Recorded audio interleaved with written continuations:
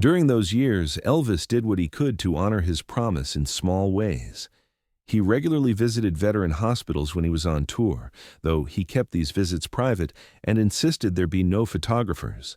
He made substantial donations to veterans organizations, always anonymously. When he performed, he sometimes dedicated songs to fallen soldiers, though he never explained why to the audiences. But Elvis knew these gestures weren't enough. James hadn't asked for donations or hospital visits. He'd asked for something bigger, something that would ensure soldiers weren't forgotten. And as the years passed and Elvis got caught up in the machinery of fame, marriages, movies, Vegas shows, and prescription medications, he felt the weight of that unfulfilled promise growing heavier with each passing year. By 1977, Elvis was 42 years old and dying, though he couldn't quite admit it to himself. The pills that were supposed to help were killing him. His health was deteriorating rapidly. His career was struggling under the weight of too many bad decisions. Everything that had once been easy was now impossibly hard. But through all of it, he still carried that metal cross from James Robert Thompson, still remembered the promise he'd made in 1958 to a dying soldier who'd believed he was capable of greatness. In early August 1977, 1 week before he died, Elvis made a phone call that surprised everyone around him.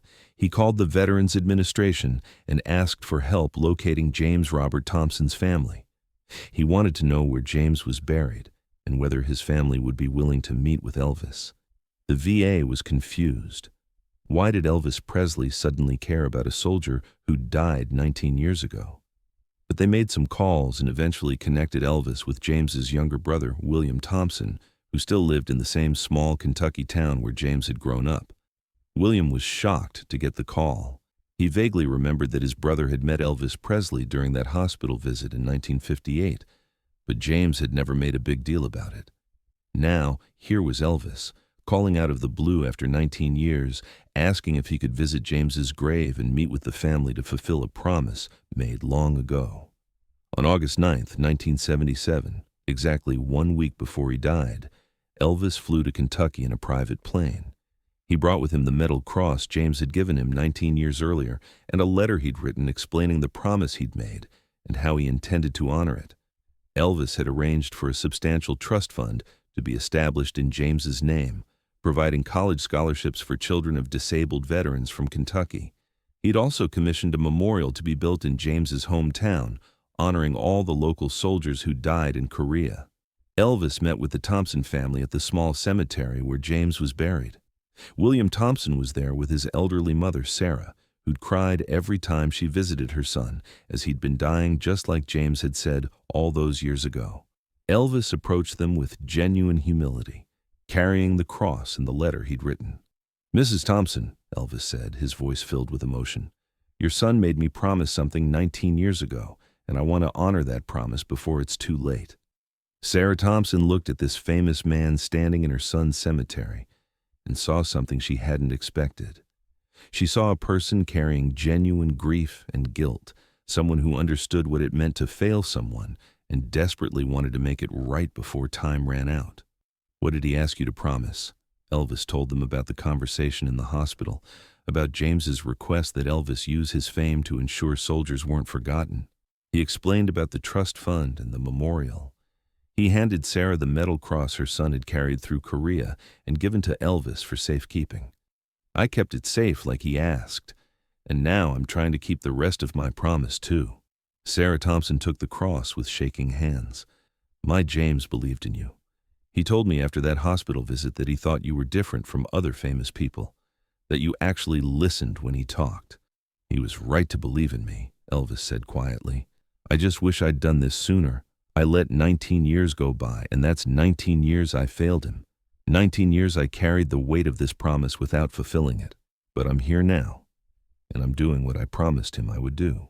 William Thompson walked with Elvis to James's grave. They stood there in silence for a while, and then Elvis began talking to his dead friend, apologizing for taking so long, explaining all the reasons and excuses that suddenly seemed hollow and meaningless. He talked about the movies and the Vegas shows and the slow erosion of everything that had once mattered. He talked about forgetting who he'd been, about losing his way, about letting fame turn him into something smaller than he should have been. "But I'm here now," Elvis said to the gravestone, "and I'm doing what I promised. The memorial will honor you and every soldier from this town who gave their life in Korea. The scholarship fund will help veterans' kids get an education. It's not enough. Nothing could ever be enough.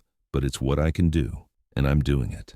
William Thompson watched Elvis have this one-sided conversation with his dead brother and felt something shift in his own grief.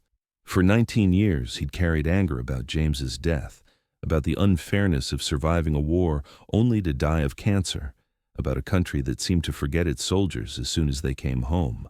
But here was Elvis Presley, one of the most famous men in the world, standing in a small Kentucky cemetery, fulfilling a promise he could have easily forgotten, honoring a soldier who'd been dead for nearly 2 decades. "He would have appreciated this," William said when Elvis finally fell silent. "Not the money or the memorial, though those are good things, but the fact that you remembered, the fact that 19 years later you still cared enough to come here and do this. That's what James wanted when he made you promise. He wanted to know that soldiers matter, that they're not just forgotten when they die." Elvis nodded, unable to speak past the emotion in his throat. They stood there for a few more minutes, and then Elvis placed his hand on James's gravestone. "Rest easy, soldier. Promise kept." Elvis flew back to Memphis that evening. He was exhausted, both physically and emotionally. The trip to Kentucky had taken everything he had left, but he felt lighter somehow, like he'd finally put down a weight he'd been carrying for 19 years. He died 1 week later, on August 16, 1977, without ever telling anyone except the Thompson family about his trip to Kentucky or the promise he'd fulfilled. The Thompson family kept Elvis's visit private for many years, respecting what they sensed was meant to be a personal act rather than a public gesture. The scholarship fund was established, the memorial was built, but Elvis's name wasn't attached to either project. As he'd requested, everything was done in James Robert Thompson's name, honoring the soldier rather than the celebrity who'd finally kept his word. It wasn't until the late 1990s, when Sarah Thompson was in her 90s and nearing the end of her own life, that she finally told the story publicly. She felt people should know that Elvis had kept his promise, that in his final days, when he was sick and struggling, he'd still found the strength to honor a commitment he'd made to a dying soldier 2 decades earlier. The story changed how some people thought about Elvis. It revealed a side of him that had been hidden beneath the jumpsuits and the Vegas shows and the tabloid headlines. It showed someone who understood honor and duty and the weight of a promise made to someone who believed in you.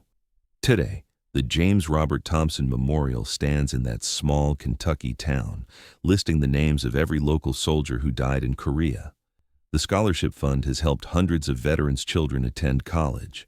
And in the local museum, displayed alongside James's Purple Heart and the letters he sent home from Korea, is the metal cross he gave to Elvis Presley in 1958, returned by Sarah Thompson, so that others could understand the connection between her son and the king of rock and roll. The story of Elvis and James Robert Thompson reminds us that true character isn't revealed in the spotlight, but in the promises we keep when no one's watching. Elvis could have forgotten about James the moment he left that hospital ward. He could have let 19 years become 20, then 30, then forever. Instead, in the final week of his life, he made the effort to honor a dying soldier's trust. It wasn't about publicity or image management. It was about recognizing that some promises are sacred, that some trusts can't be betrayed without betraying yourself. James Robert Thompson had believed Elvis was capable of being more than just another entertainer, and Elvis spent 19 years trying to live up to that belief. In the end, 1 week before he died, he finally did. The cross that James gave Elvis, the one that traveled to Germany and back, the one Elvis carried with him for 19 years before returning it to James's family, sits in that small museum in Kentucky as a testament to an unlikely friendship between a dying soldier and a famous private, between 2 men who shared a moment of genuine connection in a hospital ward in 1958 and a promise that took 19 years to fulfill but was never forgotten. Elvis Presley died with many regrets, many unfulfilled promises, many ways he'd failed to live up to his own potential.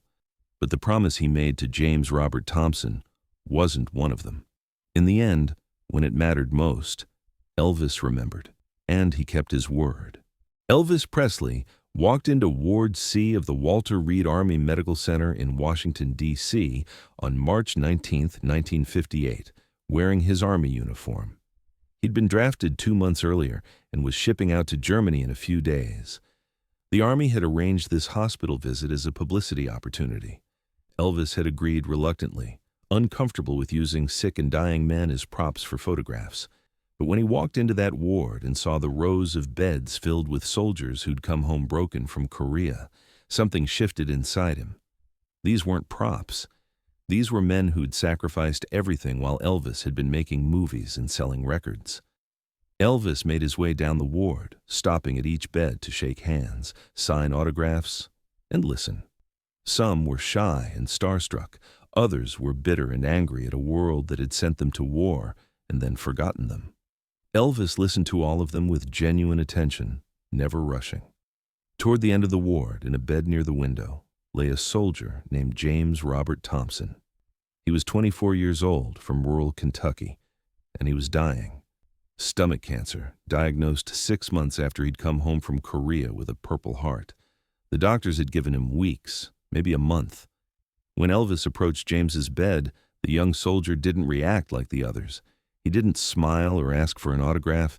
He just looked at Elvis with exhausted eyes that had seen too much death to be impressed by fame.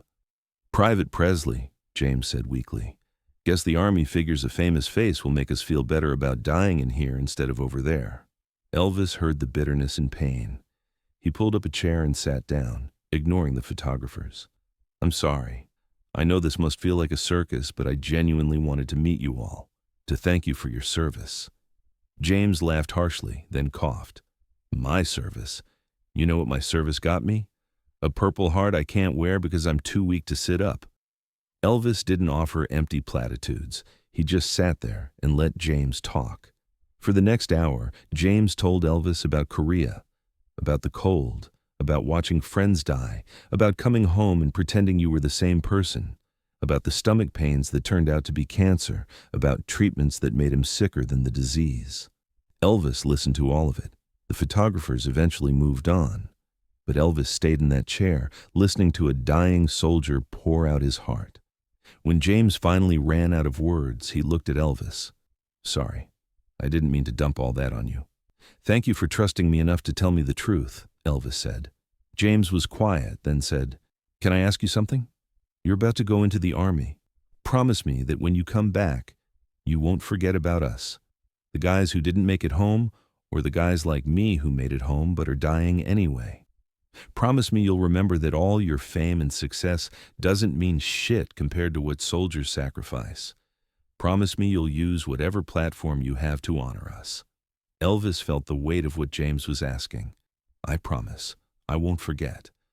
I'll honor you and all the soldiers who gave everything. I swear it." James studied Elvis's face. Whatever he saw satisfied him. "Good, because you're going to make it back. And when you do, I need you to remember this conversation. Remember James Robert Thompson from Kentucky who believed you were better than just another entertainer." Elvis reached out and took James's hand. "I'll remember. I promise you I'll remember." They talked for another few minutes about lighter things, about music and home and the small comforts that make life bearable. When Elvis finally had to leave, James gave him a small metal cross that he'd carried through Korea. "Take this with you to Germany. Bring it back safe. And when you do, find a way to honor the promise you made today." Elvis put the cross in his pocket and shook James's hand one more time. "I will. I promise." 3 weeks later, while Elvis was settling into his post in Germany, he received word that James Robert Thompson had died. The news hit him harder than expected. He'd only spent a few hours with James, but something about their conversation had marked him deeply. Elvis kept the cross James had given him, carried it with him throughout his time in Germany, brought it home safely just as he'd promised. For 19 years, Elvis carried the memory of that promise and the weight of James's trust. He never spoke about it publicly, didn't use it for publicity, didn't turn it into a story for interviews. The promise was private, sacred, something between him and a dying soldier who'd believed Elvis was capable of being more than just a famous face.